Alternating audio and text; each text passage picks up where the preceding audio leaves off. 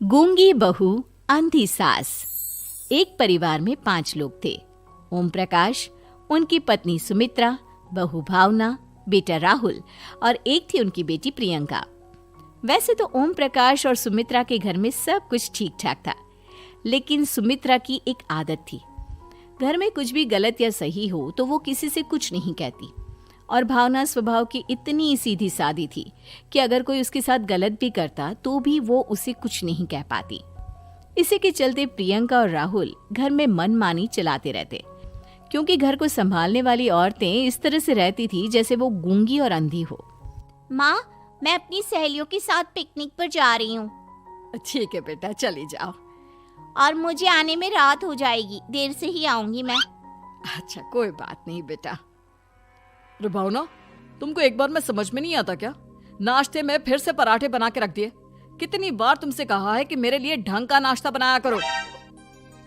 ठीक है जी, आगे से ध्यान रखूंगी। अरे ये बहू से किस तरह से बात कर रहे हो तुम राहुल? अरे तो और क्या करूं पापा, इसको कही बात एक बार में समझ में ही नहीं आती।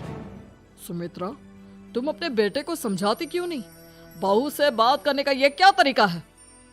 अरे जिसकी जैसी मर्जी आए करो, मुझे क्या। भावना बेटा, तुम भी तो कभी कुछ कहा करो। इस तरह क्यों सबकी बातें सुनती रहती हो? कोई बात नहीं पापा जी, सब ठीक है। रात को काफी देर तक प्रियंका घर नहीं आती, और जब वापस लौट कर आती है तो एक लड़की के साथ बाइक पर बैठकर। सुमित्रा और भावना दोनों ही प्रियंका को लड़की के साथ देख लेते हैं। आज तो जोर से डांट पड़ने वाली है, लेकिन मैं डर क्यों रही हूँ? माँ तो सब कुछ देखकर भी अंधी बनी रहती है। और रही बात भाभी की, वो किसी को कुछ नहीं बताने वाली। कहने को भगवान ने आवाज दी है, लेकिन गूंगी है गूंगी। अरे प्रियंका बेटा, इतनी रात को कॉलेज से लौट कर आ रही हो? कहाँ गई थी तुम? पापा, वो सहेली के घर पर थी, पढ़ाई करने के लिए रुक गई थी। अच्छा, ठीक है, जाओ अपने कमरे में जाओ और सो जाओ। सुमित्रा ने अपनी बेटी को एक लड़की के साथ इतनी रात को आते देखकर भी उससे कुछ नहीं कहा, और भावना ने भी इस बारे में किसी से कोई बात नहीं की। कुछ दिनों के बाद मामा जी का फोन आया था। उन्होंने प्रियंका के लिए कोई रिश्ता ढूंढा है। लड़के वाले उसे देखने आ रहे हैं। अरे मुझे नहीं करनी शादी वादी, किसी लड़की को बुलाने की कोई जरूरत नहीं है। ये तुम क्या कर रही हो प्रियंका बेटा? तुम्हारी शादी की उम्र हो चली है और तुम्हारे मामा जी ने बहुत अच्छा रिश्ता बताया है। पापा, अब जिद क्यों कर रहे हैं? और आप क्यों मेरी मर्जी के खिलाफ शादी कराना चाहते हैं? अरे माँ, इसको समझाइए ना। आपकी बेटी, आप तो बस चुपचाप सब कुछ होते हुए भी देखती रहती हैं। अरे तो क्या कहूँ, और मेरे कहने से क्या हो जाएगा? वैसे भी गलत क्या हो रहा है, सब कुछ सही तो है।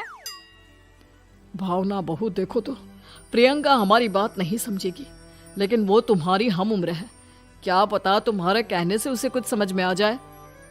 नहीं पापा जी, मेरे कहने से कुछ नहीं होगा। मैं प्रियंका को कैसे समझा सकती हूँ? वो ननद है मेरी, कहीं मेरी किसी बात का बुरा मान गई तो? सुमित्रा और भावना में से कोई भी प्रियंका को कुछ नहीं समझाता। इस बात से राहुल और ओम प्रकाश जी दोनों ही परेशान हो जाते हैं।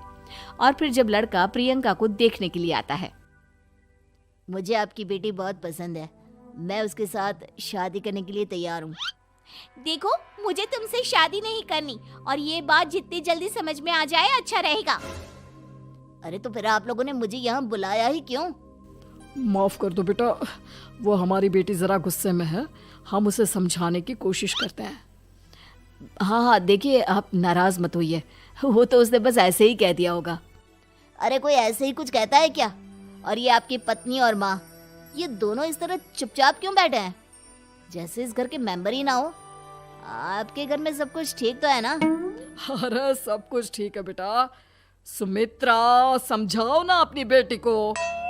अरे क्या समझाऊं, क्या होगा समझाने से? सब ठीक ही तो हो रहा है, गलत क्या हो रहा है? भावना, प्रियंका को अंदर लेकर जाओ और उससे समझाओ कि